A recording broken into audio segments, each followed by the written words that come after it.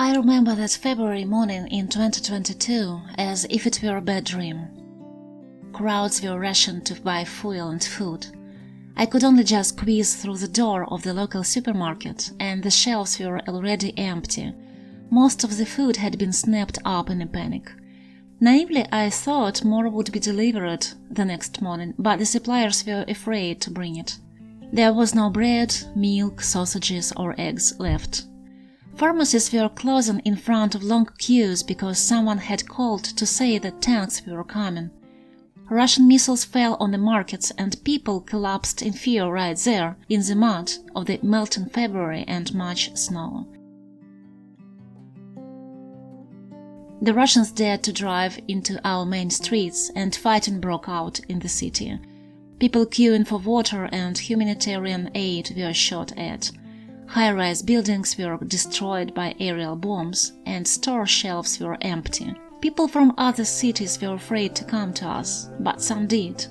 They rescued the 300,000 unfortunate people who remained here out of the nearly 2 million who had lived here before. Today there are around 1,300,000 of us here.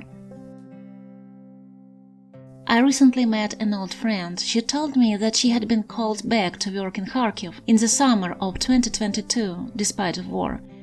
Now almost everything is produced in Ukraine. Many of the manufacturers are local. I love and support local businesses. I saw footage of dozens of dead cows after dairy farms were bombed. Fruit orchards here were burned by Russian fire. I don't usually eat confectionery, but when I see these mountains of sweets, I feel a kind of warmth. There are sausage products that women pack for you behind shop windows.